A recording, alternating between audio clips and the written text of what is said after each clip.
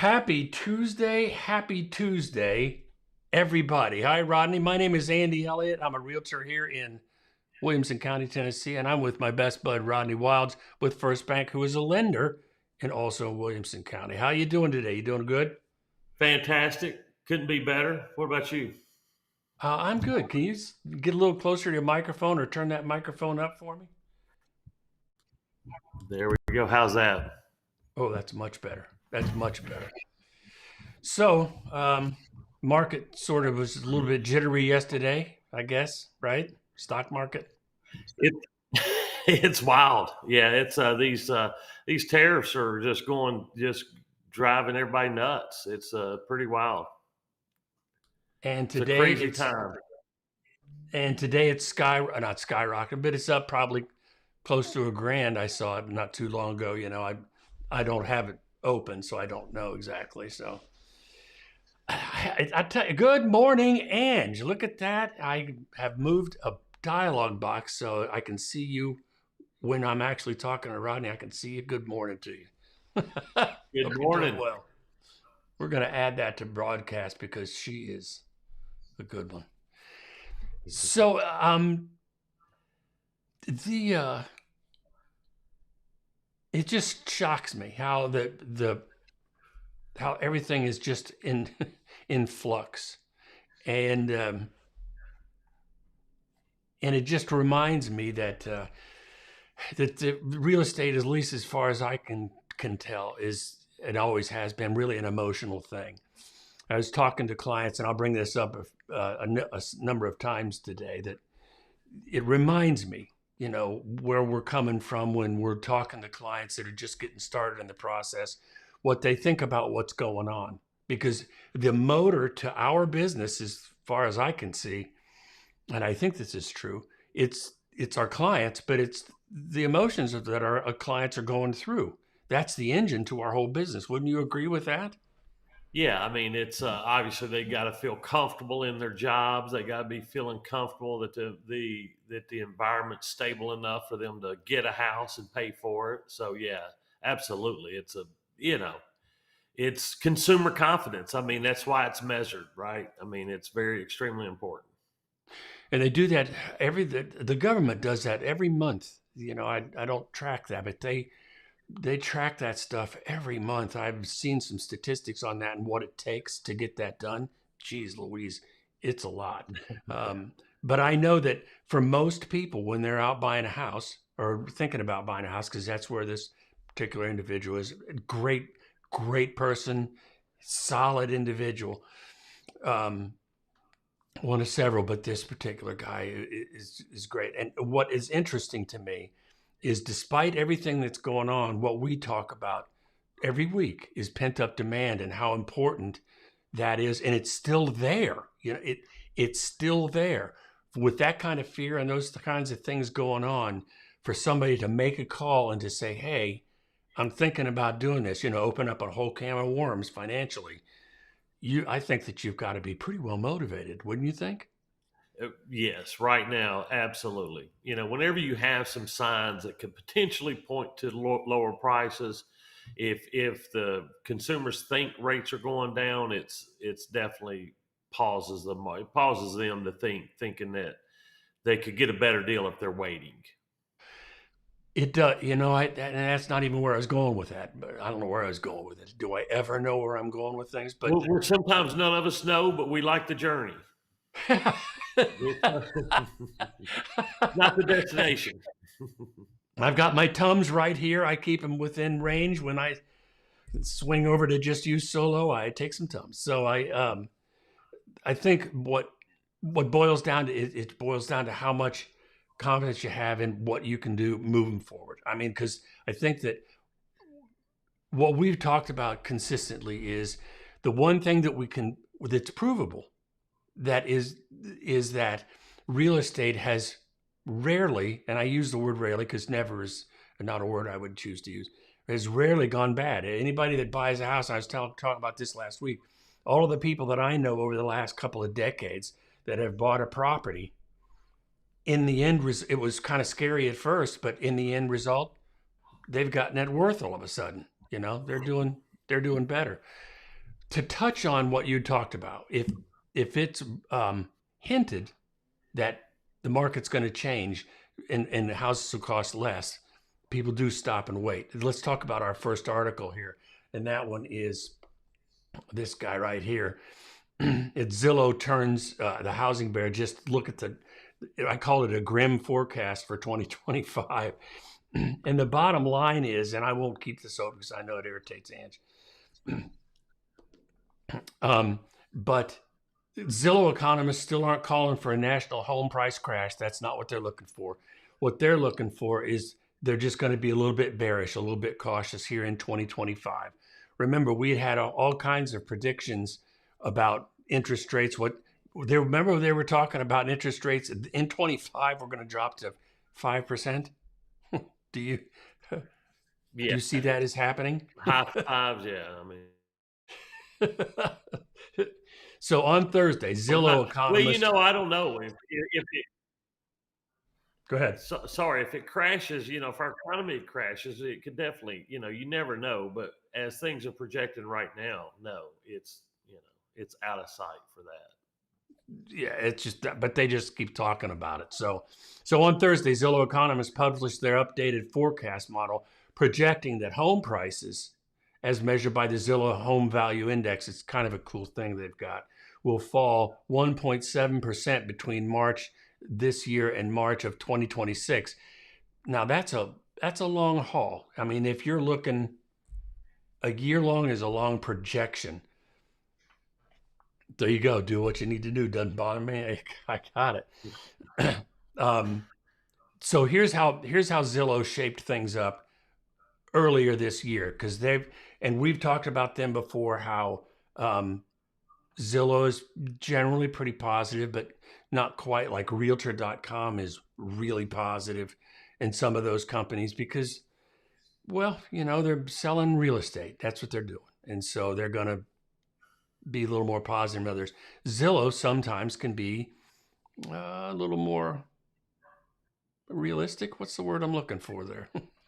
They could be bold. They're pretty bold in their predictions. They'll forecast out a current market, in my opinion, that may not last. Like, Right. if like a current situation lasts for a couple months, it may be a couple months of slowdown, but it's not necessarily what they're projecting. It's going to be that times 12. Yeah, and we got to remember all of these. I remember we did about a year ago. We did a series of like 25 different prognostications of different companies. They were all over the map, and we got to remember what I have to keep in mind is a couple of things. They do these projections every single month. They do this every single month, Yeah. and remember what Zillow is doing is they're staying in the headlines. So if they project negative 1.7%. Dudes like me are going to talk about Zillow and their projection, and that's going to get more people to their website. And currently, this particular article is everywhere. It's everywhere. Yeah. So let's talk about their projections of what they did in January. They projected home prices to increase during 25 through 26 up to March of 2.9%, almost 3%. February, they downgraded that to 1.1%. In March, they downgraded again to positive 0.8% for that entire year, which is, call that flat, right? And now they're doing 1.7. So that gets us all watching with bated breath. Gosh, I wonder what next month's going to be, Yeah. They're saying... I thought they had the good qualifiers in there because they're looking at, they did say some areas are still doing well with modest appreciation. And, some of the other areas that are being hit worse are, reaching the double digits or could reach the double digit, so. Sure. That's like all areas though. It's, not all areas are going to be hot all the time. Correct. And this is a pretty short article. As a matter of fact, we're almost done with it. But what they're saying, and I have to agree because I've got the statistics right here in front of me. If anybody's interested, I'll show them. But the rise in active listings is fueling softer price growth. And I'm telling you, because I always tell you guys this, behind the scenes stuff is where you see the effect of what's happening in the market. Because I'm on a number of Facebook pages where it's just real estate agents, and I mean, you have to qualify to get in, and I don't think it's secret anything, but that's it's a professional website, meaning involvement with just professionals on there. And one of the things that you're seeing more and more and more this year is agents will list a property.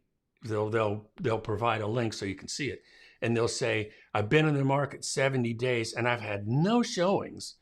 Can you tell me what's wrong with this?" They're looking for honest and earnest advice on how to fix it. They're doing it for the seller. Good for them. But my point is, I'm seeing a lot of that this year versus years past.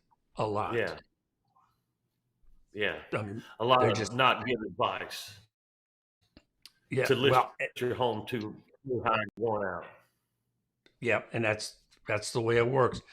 The rise in active listing is fueling softer price growth as the supply provides more options and more bargaining power for buyers. I got a story about this. Potential buyers are opting to remain renters for longer as affordability challenges suppress demand.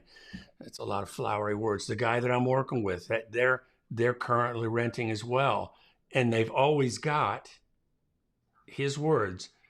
If I can't make this work, I've got a safe space to go where I can continue to rent. His words. Wow. I mean, and that's, I think, and then you hear these, we're going to get into a couple of Reddit stories about when people talk about buying a house and the surprise expense that they have if a water heater goes out or whatever, just home ownership.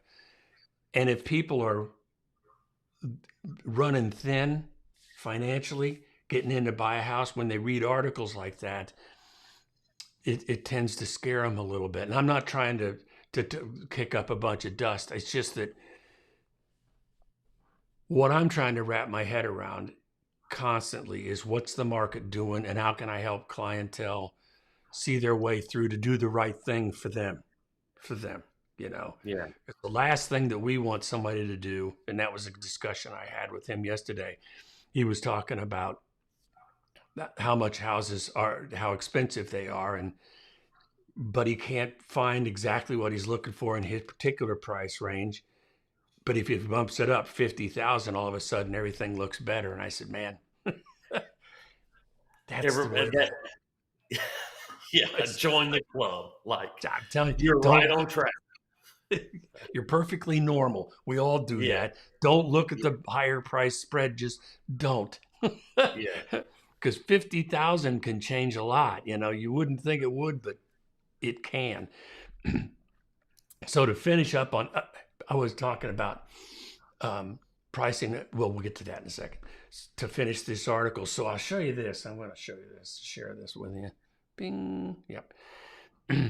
These are the prices that the projection is, and what Rodney, what you were saying was that the come on, that's not moving the way I want. Is that when they give a generalization like 1.7%, that's the entire country averaged out. That's what their calculation is. And when we look at Atlantic City, New Jersey, they're saying it's going to go up 2.4%. Syracuse, New York, 1.4.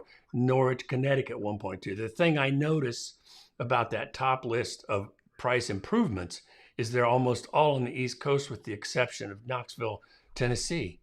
Go Big Orange. Hey, Tennessee, at least we're on the list, Tennessee Vols. That's right. And then you got all these other areas like Houma, Louisiana. I don't know anything about that. Lake Charles, I'm familiar with. New Orleans and all this. Those are some pretty serious drops in those home prices. And my point is, when they average that stuff out and put that in an article, it gets everybody's attention. I can tell you that I don't think that Williamson County is going to be dropping like that. Do you have any thoughts? No, like you just said, it's so local. Uh, but there could be parts in West Tennessee or East Tennessee or just between Knoxville and East Tennessee that could take some hits that are smaller and maybe lose manufacturing. Who knows? But the bigger areas, I didn't see any. In Texas, you didn't see Dallas, Austin, Houston. You didn't see those on there. It was Uh-uh. Beaumont. And looks like the area with Louisiana and Texas or something. There may be something going down there, regionally, that may hurt their pricing. But I mean, it is a lot of Louisiana and Texas, all like tucked right into that. I'll call it a corner, but that little section there. and I don't know all those places in Texas, but if Louisiana and Texas bump up to each other, New Yeah, Orleans is a big city. It's but who knows what New Orleans is going to do? And did they have another kind of Katrina bridge issue recently, like in the last 6 7 months in Louisiana? I don't. I Like don't. not a flooding, not another flooding, but just A I disaster know of there some was kind. flooding. Yeah, I know there was some flooding in Texas, but anyways, maybe Yeah. it's related to some of that. I you know, I don't know. I know that what they're talking about and what they've been relaying recently is all the places that were super hot, like California, Texas, certainly Austin. That was blazing hot, Yeah, and then down in Florida, all the things that just blew up in a positive way in value during the COVID era. That's the first stuff to crumble. We've been talking about that for a couple of years. Everybody went yeah, down there and it's sort of, I don't want to say falling apart, but it's coming back to normal, coming back to earth, you know. And for the rest of us, including Nashville, I mean, people think that there's a million people a day moving to Nashville. And I agree, there's a number of folks, but we're not even in the top 10 yeah. of people, that they're going, Nashville's full. No, it's not. Come on. You're welcome. So let's talk. I want to talk about um, pricing that. Angie mentioned Homa, Texas had issues with tornadoes. Okay. I didn't know that. Come on, load it. I, you know, I do remember that. I wonder if that would affect the housing market generally. I don't know. So the next thing I wanted to talk about was Warren Buffett. He had, who is I think a pretty smart guy. We'll go. There we Are you go. skipping my rant? Oh man, I am not skipping that. You know what? Here we. I mean, that's why you have a director.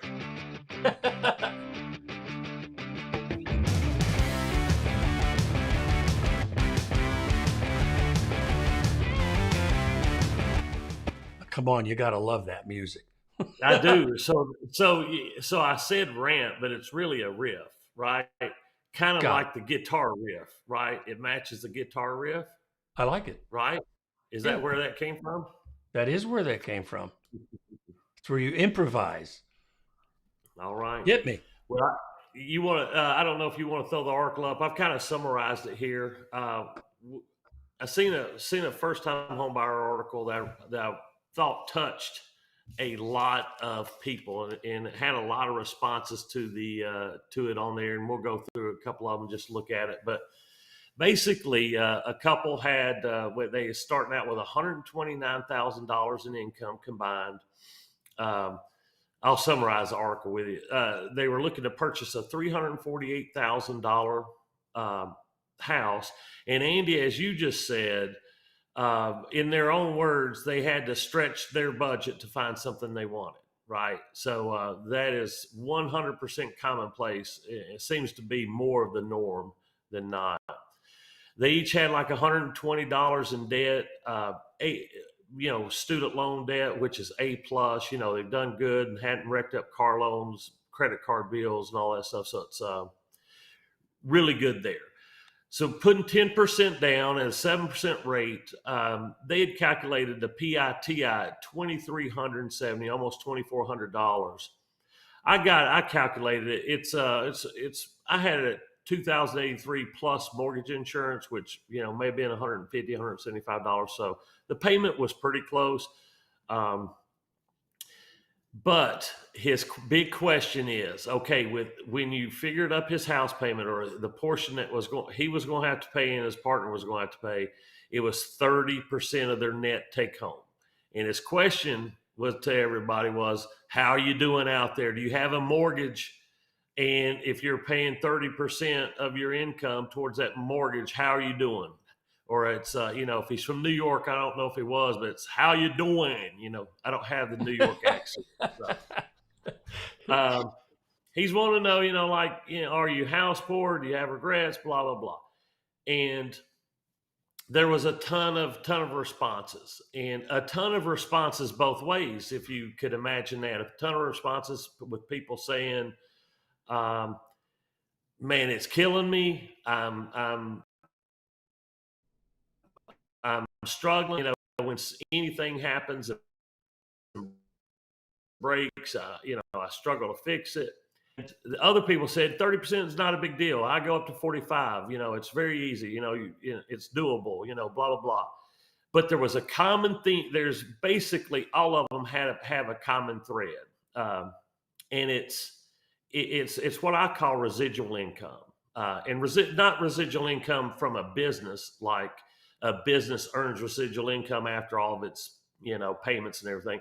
Residual income, or how much money you have left after you pay all your bills.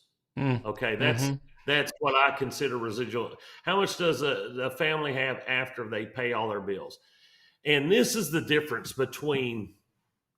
So you think, well, why? You hear people say, or I've said something to my best friend before, and he likes his response is like, it's always relative. It's always relative. Like if I've said, well, there's no way I would go buy a car and pay $1 million, and he's like, it's all relative. And what you mean by that, it's like if you compare the couple that made $130,000, okay, he was using net income, or she was using net income, but if you took 70% of their, 30% out for taxes, on both, at 130,000, and then 30% of what's left would be, or you take 70% of what's left after taxes, after their house payment, the 130,000 guy would have $5,300 at the end of every month. Now that covers his groceries, his car payments, insurance, all that stuff. Okay. Now, if you take a same situation, but you make $300,000 a year, you take out your taxes, and then you take about 30% of that, which is going to be a lot higher mortgage payment for the guy who's making $300,000. Their residual income is $12,500. Okay, and so this is the big deal. Is like, okay, one family has $5,300, the other one has $12,000. When groceries pretty much cost the same for the same size family, right? And you might have a couple cars, so a lot of that stuff is going to start equaling out. Like if you're rich, groceries don't cost you any more than it does the other guy. Yeah. So that's what I'm saying. So the expenses get very similar for families after that first calculation. And the person's making $300,000, they've just got a lot more residual income left over $30,000, over somebody making $130,000. That's the big deal. Is you just got to really look at how much am I going to have left, and can I live on it? The percentages are one thing. And we do, like this guy was even talking about his net percentage. We do it off gross. So it would be, we would even say he qualified for more, but he might not think it's affordable. So, for us, it's like we might approve you for that, but you have to tell us if it's affordable, because you know what your residual income is going to be. You know how much, you know what I'm saying? Yeah. Because we don't know about all the other bills. But that's the biggest difference is like if you've seen the people saying, oh, I can't, any little bill comes up, it's true. Their residual income is just, 30% is not equal for everybody, is all I'm saying. The higher income you go, the more residual income you have left, and the less normal bills hurt you. But if you're scraping in and barely getting in as a first time homebuyer, these are things you have to be concerned about. So I thought it was a very good article. And it showed a lot of different people, a lot of different answers in different situations. But when you're first starting out, you're more like this and worrying about things that pop up that can hurt your finances. And so when you're talking about residual, what you're talking about is money left over at the end of the month. That's what you're talking about, right? Right. Every penny you have left, let's say you get $1,000 paycheck and all your bills are $700, you've Yeah. got $300 left. And I'm talking about food and everything, your Yeah. whole kit and caboodle. And I know some people may not may run more than their expenses or more than their bills, but I mean, expenses are more than they make. But, if you're making money, that would be considered your residual income, or I could call it that, or leftover income, whatever you want to call it. It's money Yeah. left over after all your bills are paid. I'll bet, and I'd like to hear any of your stories that you're willing to share because it's not identifiable, which is all we have to worry about, I think. I bet when you get calls for people buying a house for the first time, maybe not even the first time, I bet sometimes it's an eye-opening series of numbers for somebody when they come to you and say, I'd like to buy a house. Here's all my stuff. What's my situation? Does that happen probably more than I think it does?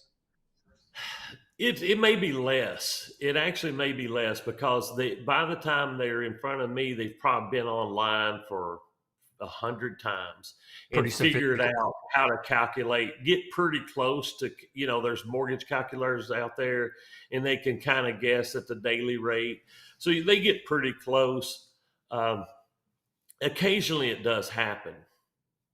But if you remember, you still gotta they don't come in too crazy because they still gotta pay for it. Like nobody comes in making $1,000 a month and wanting a $1,500 house payment. Yeah. Yeah. So it's people are fairly savvy. Pretty smart. Probably happened a lot more in 15 years ago, but today they when I'm talking to them, I kind of just say, hey, what kind of houses have you been looking at? What price range have you been looking at? Yeah. And then I'm like, just we want to make sure that the payment's actually affordable, even if I can qualify them for it. Yeah. Yeah. I just would think, I know sometimes I'm surprised because oftentimes I think probably what's the case is when somebody starts looking for a house, they talk to me or agents first before lenders, generally speaking, because once we start headed down that pathway, I tell them, look, I'm okay with numbers, but I'm not the numbers guy. You need to talk to Rodney about that to get to the truth of the matter. And all I mean is what you can actually afford versus what you want, if that Right. makes sense. There was one of the things that interested me in this article so much was the responses. I mean, there was after that one story, and this is why I just love Reddit. It was 612 responses, meaning there was 612 people that chimed in on that. And a couple of things didn't make sense to me. Maybe you can clear it up. It said there was one response said double check with your county to make sure the increase your mortgage company is passing along is real if you haven't already. My mortgage company tried to tell me my monthly payment was increasing by $500 due to tax increase and turns out to be a big fat error. And then another one said my mortgage jumped from $2,740 to $3,100. What are they talking about? Well, first of all, let's talk about the correct terminology. Their mortgage is not changing. Like when you sign a note in a deed of trust, your note is your note lays out the terms that you borrow X amount of dollars for a certain percent, and that's not changing.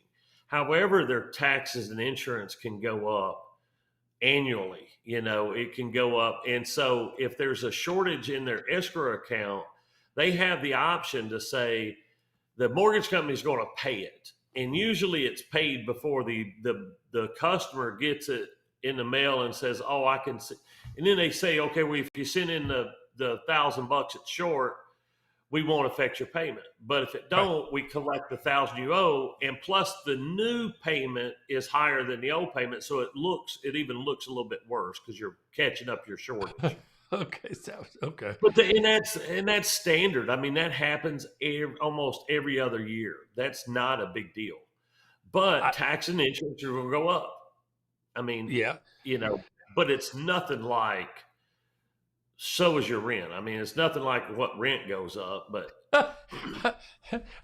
Recently I got notification, and I get it every year from the people that you sold my loan to. I'm just being transparent. I got my loan through Rodney, and I still love you for it. Oh, if I was close to, I'd give you a big hug. But I got a notification of an escrow increase from my company, my lender, and I opened it up. It was $1.56. yeah. So I was thinking about taking the cash down to the bank and making them apply that $1.56 to my escrow. The one guy was a good point, meaning that they do make mistakes. Servicers do make mistakes. I had a servicer make a mistake on one of my properties within the last year or so. When they got my full insurance policy, they didn't take out that one house. They put it for all the houses, and my payment went up $1,000. And I was like, come on, guys. Like, you should have known payments don't go up $1,000. Like, that's a significant increase. And I'm like, they should have known when they seen that big number that it wasn't accurate, that something had gone wrong. Because usually it could be $1.56 or a couple $100, but nothing like $1,000. So yeah, Angie, definitely check yours. Anytime they'll send you a very detailed list of why it went up. Escrow analysis. So all you have to do is look at it, read it for a few minutes, and you can understand it, and it'll figure it out. I get the feeling this lends it to really something interesting. Here's something from Angie. I see that all the time. It goes over the amount they have in reserve. Thank God for Prop 13 here. Prop 13, according to my cousin, my nephew, whatever, that lives in Santa Barbara, we were talking on the phone the other day. And I guess Prop 13, tell me if I'm right, Angie, I just looked it up. I think this is right. It caps how much property value can increase while a person owns the house, I think is the way that works. And she'll tell me if it is.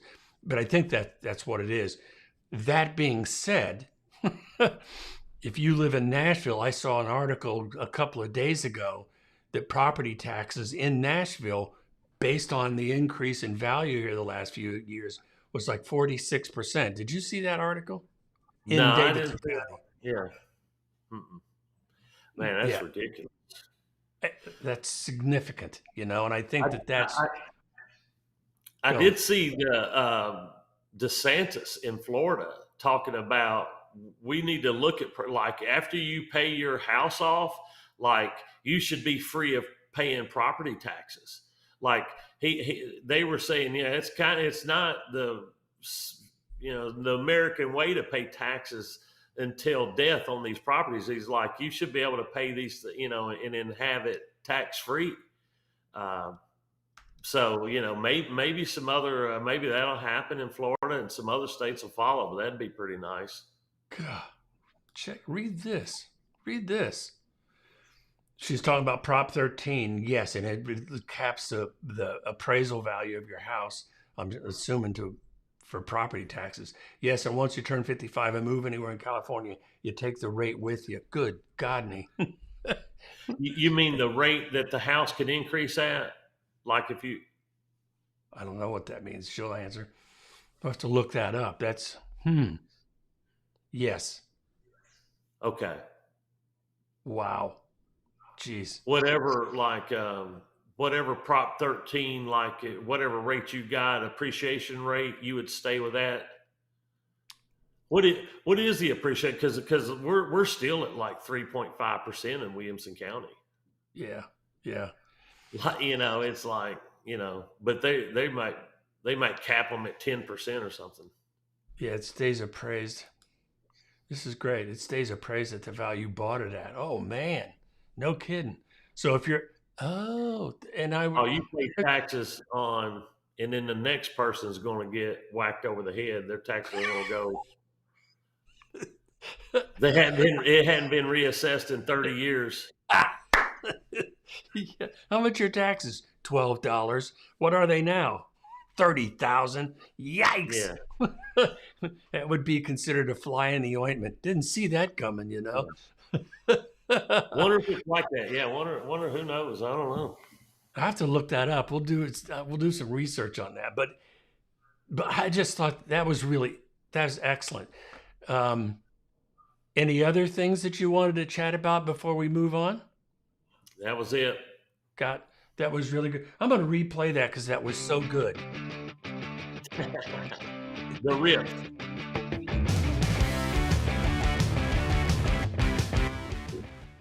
If I had long hair, I'd be flinging it, man. Do you want me to change the Rodney Report to the Rodney Riff? I will. I can do that. I'll do that for next week.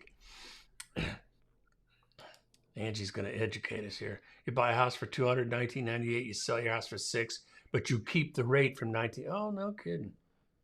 No kidding. That's pretty cool. All right, here we go. Next article. We can go offline and ask her some questions. It's like somebody comes and buys her house, and they had moving from inside California, so they get to keep the rate that they're at. Yes. And they wouldn't go to the new property tax rate. Yeah, I'm seeing some complication on that. I have to think that through. I bet there's a lot of. California's got it figured out. They're way ahead of everybody else. Look at us. This is for us. See that?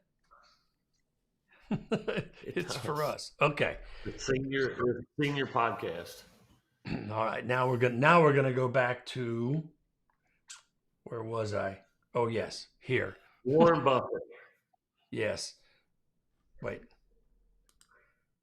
The person buying my house pays the new rate. Yeah, that's what you just have to calculate that and know that it's coming. Simple as that. Yeah. That's pretty cool. All right, here's Warren Buffett. Now I'm bringing this up because I think that Warren is a pretty smart guy. And what we're talking about, at least what people continue to talk about, is the price of real estate, all that kind of stuff, what it takes to get into a house. And what he's talking about, Warren Buffett and Berkshire Hathaway, he shares what they're calling a bold housing market insight. And I'm doing this tongue in cheek. I'm not making fun of him. Who am I? I mean, he's Warren Buffett. But here's the deal. They're talking about what does it take to get the most for your house when you're putting it on the market. And I've been preaching this, and every other realtor, and everybody, and lenders too. Here's what they're saying. And this is kind of funny. It says, although buying a fixer-upper home, this is like you're a person, you're getting ready to sell. What do I do to make the most money, to sell my home for the most money, to get the biggest bang for my buck? How do I do that? This is the bold insight that we're getting from Mr. Buffett. It says, although buying fixer-upper homes to renovate and flip is a growing investment trend, many buyers who are looking for a home, I can attest to this, to live in permanently appreciate a house that's already been remodeled. They say the word remodeled. I take that as too deep. That remodeled to me says break it down to the studs and stuff. Updated, I think, would also apply. Yeah. You know, if it was built in the 80s, maybe you do have to remodel, but anything newer than that, just updated, meaning fresh countertops, fresh cabinet facings, fresh fixtures, new doors, maybe, you know, whatever, that fresh paint, that kind of stuff. But the tomato, that's correct. And they said, Berkshire Hathaway Home Services underscores the value to sellers in upgrading a house before it's listed on the market. The better condition your home is in, regardless of age, the more money you can ask. Well, it seems counterintuitive to spend money to make money, such as paying for remodeling or other professional services. Your job is to make your home competitive to other similar homes with upgrades that the buyer prefers. And it says, as more sellers begin to list their home and buyers have more options and negotiating power, which is what the result of more listings is, ensuring the seller homes in good conditions will allow them to compete with other property listings. And like I said, I'm doing this tongue in cheek because of the way, in my opinion, this isn't a bold, what's the word? A bold housing market It's insight. not a bold housing market insight. Yeah. Yeah. Well, it actually says really. It's like parentheses, really. That was me. Oh, you did that. Okay.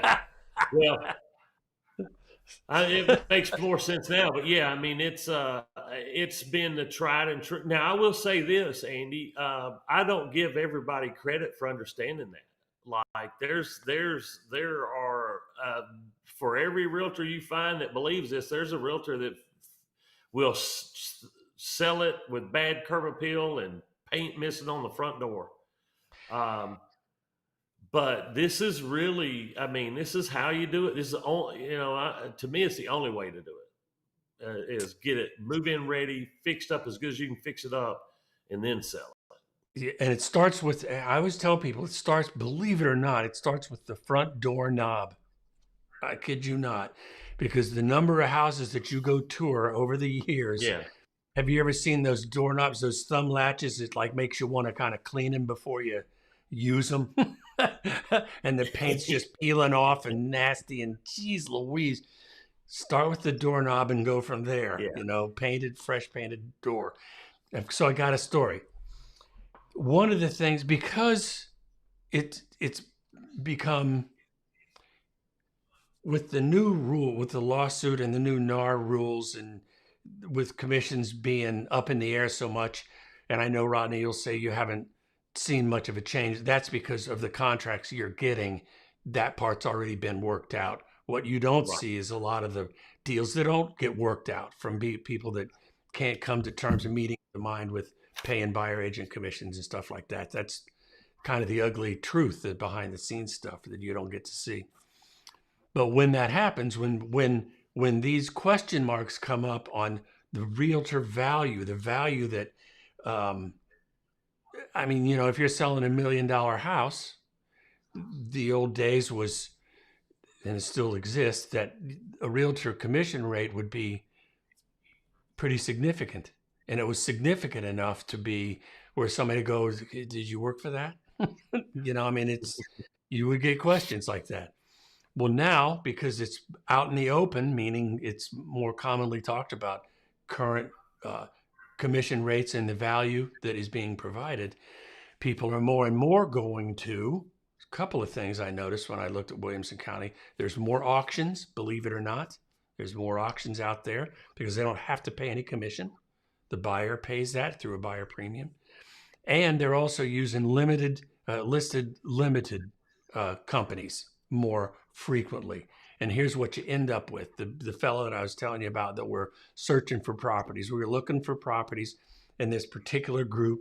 There were townhomes, because he's discovered that at his price point, there's more what I call a target-rich environment. Initially, they wanted a single-family dwelling at X amount of dollars. Doesn't matter what the amount is, but it's less than 5. And when you're looking for single family dwellings for this particular number, there were none, or very few. There's maybe 3, but there was 17 townhomes. And he said, hey, maybe townhomes would be a better idea. And the fact is, if you're looking for a target rich environment, you look for where you have the most options, where you can choose the type of place, where it is, the condition it's in. You want options, target rich environment. Right. And so we're in this particular area. It was Cherry Grove area of Spring Hill. I'm sure you're familiar with that. There's a lot of Yes. cherry groves, so there's no identifying marks on that. But there was 3 townhomes, and they were identical in terms of the square footage. I'm going to answer that, Ange, after I get through this. There was 3 townhomes with identical square footage, which commonly happens in an area. You can have a townhome community where there's maybe 3 different floor plans sometimes, but in this case, there were 3 and they were all the same. 2 of them were listed at, I'll just say the number because it doesn't matter. It was $389. And then there was one that was listed at $439. Same stuff. Yeah. And there's a reason I'm telling you this. It'd been on the market forever. And so I looked it up on the MLS to see what could possibly be. It was a limited service listing. And what that means is that the buyer was making all the decisions without any guidance. And that's why a lot of this inventory is hanging around. You said it your best, Rodney, that if it's overpriced, this is going to sit. Dave Ramsey said that 20 years ago. An overpriced home is going to sit in the hot market just like it will in a cold one, Mm-hmm.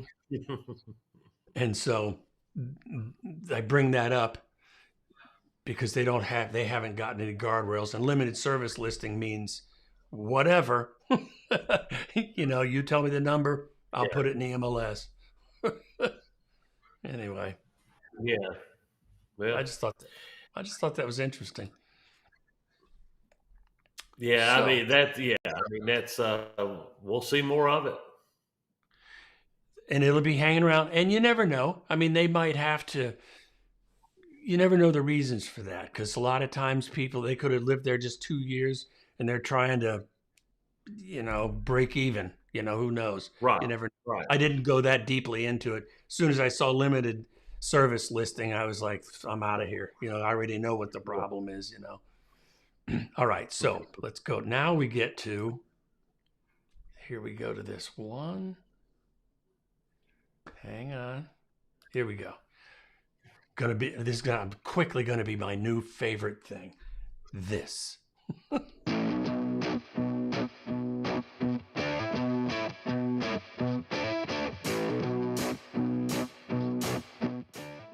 was going to wait for the drop, but that's too long. But before we do that, I know I'm scooting all over the place. I'm going to answer a question for Angie.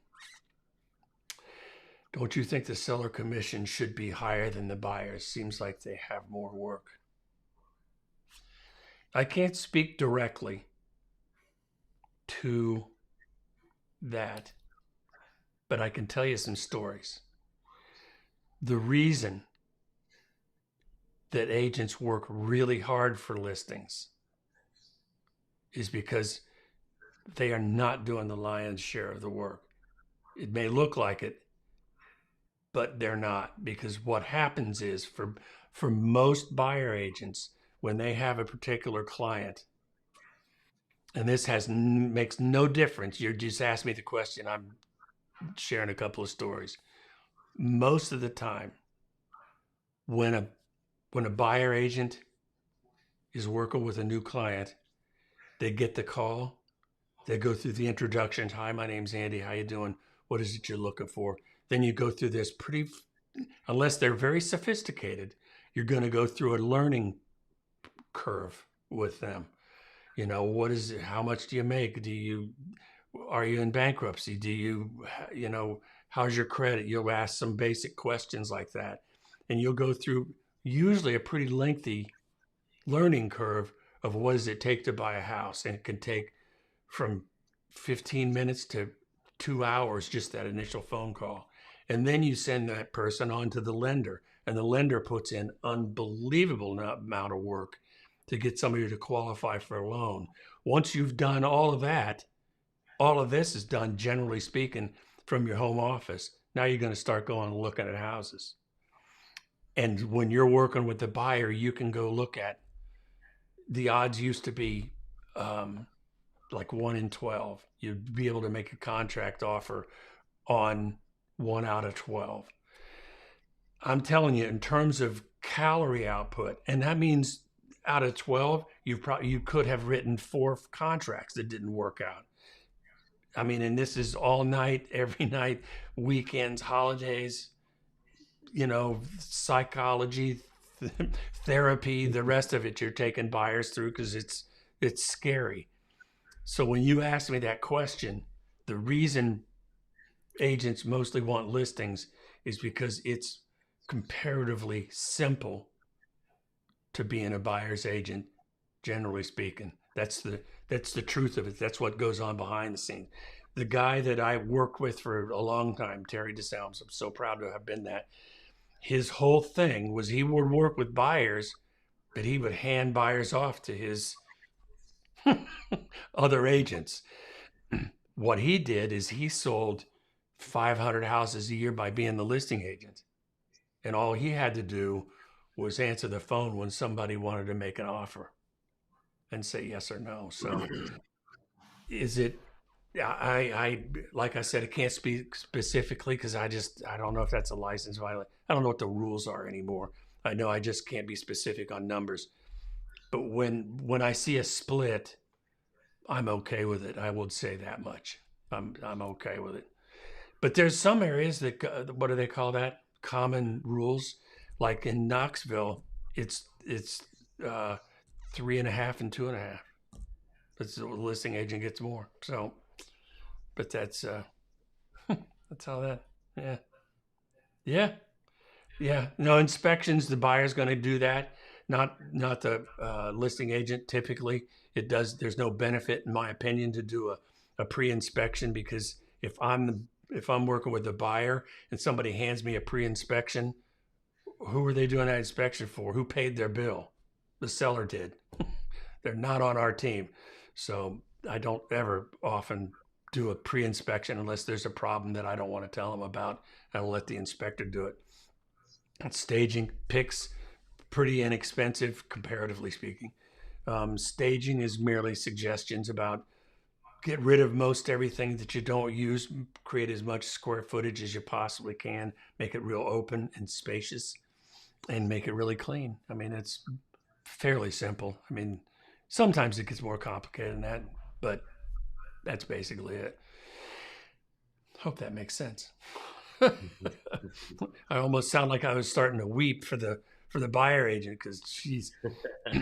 All right, so I'm going to go back. Here we go. You ready? I'm bound and determined to get that in there. This is important. I like it. What I like about Reddit is this. They call it the front page of the internet. And although everybody, and I've been showing you little snippets from Reddit, most everybody is anonymous. I mean, they are. But at the same time, and you would think that would be problems, and I think there's circumstances where that can be. But generally speaking, people on Reddit are honest and open, just like that story Rodney was talking about. And the responses were genuine, not hurtful. They weren't trying to poke at anybody. Reddit's pretty cool. You know, you'll run into moments when it's not. Here's the story. Here's the story on this one. I'm going to do it, though you won't be able to read. And don't get mad at me. Okay, here's this, there, that. Okay. So this person is closing on their first home and they have pretty bad anxiety and is already regretting this. That's what the headline is. So I'm going to read through this. This gentleman, 25 years old, and his partner, 25 years old, just bought a home for a little over $800,000 in a nice, what's called VHCOL, a very high cost of living. Very high cost of living. Our household income is lower at around $220,000. That's, I don't know that he's ever said where he lives, but lower at $220,000, that's good for them. Obviously out of our budget, but we are renting an apartment in the home for about $2,500 a month. Anyway, after the down payment and closing costs, I'm going to be left with barely anything in my savings. What was Rodney talking about? Not to mention interest rates are high. Home values have decent chance of going down. They might, especially after,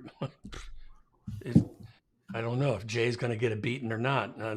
Starting to look like it. Chance of going down since they're basically double in the last 5 years. The end of that sentence means nothing. We bought this home the day after seeing it as we really liked it, and it had offers, so we had to act fast. It's a COVID hangover. But now after weeks have gone by, I'm starting to think that the house was a flip job and we might run into problems with things breaking. I don't really know how to tell but I get the vibe it was a flip house. In my opinion, any DIY is going to be sort of a flip house. If I'm going to sell my house, I'm going to paint it DIY. It's not a flip. A flip technically is you buy it from somebody else, put in several thousand, few $1,000s, and sell it for triple that. That's what basically a flip is. I think qualifies as opposed to just buying it and selling it again. What would you say, Rodney? Flip house. Yeah, this their anxiety is pretty. It's like it's taken over as soon as they moved in. It's did they, um, not look at their budget? There's a lot of questions that I raise here. It's like it's not a secret. Like people are not putting people in loans that they can't afford anymore on the regular. So I'm not sure. But I'd also say, he's also speculating that he could lose money. I bet in 3 years he wakes up and he's happy he's made about, 100,000 or something. Easy. Um, but you know, he's obviously stressed because his last sentence is, "I'm also planning to propose later this year." So, dude's under an enormous amount of pressure. Like this house is nothing compared to when he's fixing to get married. So, um, I mean, yeah, it seems like an emotional reaction. Um, but I don't agree with him. I don't think he's going to probably end up losing money because I'm a firm believer that rent is 100% interest, and you can't give me a good value on rent. You can't ever tell me rent's a good value. 100%. Yeah, go ahead. No, it's just 100% rent. I mean, it's like, now there comes a point where houses are unaffordable. Like you don't need to buy because it's unaffordable, but interest rates when buying houses mean less than a lot of other stuff, especially the appreciation rate. Exactly. And I think that probably the key to his whole um, situation that he finds himself in is we really liked it. It had offers, so we had to act fast. He pulled Yeah, the trigger. I mean, yeah, that's heck with it, honey. Let's go for it. We'll be fine. Then bang. But what struck me, and when I say in one breath that Reddit is they're pretty fair, most of the time, and they're anonymous. And this one response, it may sound it's a little snippy, but I thought it made me laugh out loud. And I'm not laughing at this guy. My point is anxiety. It's an $800,000 house. That's a lot of house. Period. I don't care who you are. But this one response, who fortunately we don't know who anybody is, but still, he laughs out loud, LOL. So he's kind of setting them up. Says, "You guys are afraid of your own shadows. How to even step out of the front door in the morning with your risk tolerance. It's a little ridiculous. Drop your lattes, designer clothes, yoga retreats, Michelin star dining, and private charters." Now he's getting, like I said, snippy. Then he says you'll be fine with an $800,000 mortgage at 220 income if you're not absolutely abysmal with managing money. Now he's not. It's like I said, it's being snippy, but it's really not being. He's like saying snap out of it is basically it. yeah. I'm gonna tell you that his think about this. That article I read, the people were 129,000 Yes. annually, and they were Yes. buying 348. Yes. He's only 90,000 more per year, and he's buying 800. They're the exact opposite of that other couple we talked about. This couple right here maxes out. They're maxing out their affordability because 800,000, 220 ain't a lot when you start spending, 4 and 5, 6,000 on a mortgage every month. Yeah. So, and especially in a high cost of living, the taxes are going to be high. It's, so they're really not afraid of their own shadows. They've probably just gotten themselves house poor, and they're like, damn, I used to could go buy these lattes without any worry, but you know, I'd say there's, yeah. And then he's also planning to save for a ring. And what's that deal? If you make 220 a year as household income, so who knows? And Um, he's already getting the in-law parents to pay for the wedding. yeah. Well, his wife. I'm assuming the parents take care of that. Supposed to pay for that, so he gets lucky there. But it's like anything else; it's going to cost him a bunch of money. But yeah, he probably. I don't know. I don't know about this ring situation. She might not get the world's best ring here. And if you go through the responses on this, I'm telling you, one of these days we just got to do a whole show based on the responses. They're really good. Some of it's just funny, and most of the time they're just truthful. I just think I like the potential we have with the Reddit stuff. Let's see, we DIY everything. I want to catch up here. You bet, absolutely. If you're good at something, fix that stuff. Make it. I'll tell you what, fixtures, which are significantly more expensive than I ever thought when I bought a house. I was like, how much? Fixtures are like expensive. Yeah, I'm sure I love my buyer agent too. You'll get to know, I'm telling you, you'll get to know your buyer agent a heck of a lot more than your listing agent. Trust me on that. Unless it's one and done. Sounds like an impulse buy. I think you're probably right. What a fun that day. that comment runs through this thread. One I'm reading, one of them. You should have anxiety. You're taking on a lot of debt for your income. Yeah, yeah. Get straight to the point. Yeah, it does. Also, you'll be fine, especially with the rental income. Okay, so they're going to apparently rent out a chunk of it, right? Interesting. Well, we'll have to keep working on this Reddit idea. I think that there's hope for that. Rodney, any final thoughts? Oh, what a good day! Yeah, I mean, final thoughts is like anything else. It's all relative. If somebody making $1 million a year bought that house at 800,000, that if they're not their residual income is going to be a little bit better, and they're not going to be putting posts on Reddit saying how you doing. Or they will, showing off. There's a lot of showing off going on there. Yeah, There's a lot of showing off down in this thread. I mean, people all of a sudden yeah, talking about net and gross, and oh, by the way, look how cool I am. yeah. Ange, I can't think of what a great conversation. We need to dig into that Prop 13 and see. I mean, would that be a good thing to do here? I wonder if that'd be a good discussion to have. Yeah, Would that absolutely. would that be a good proposal to have in the state of Tennessee? I wonder what I don't know. Well, see you next week, Tuesday, same time. All right, same time. See y'all. Okay. Thanks, Rodney. Bye, Ange. See ya.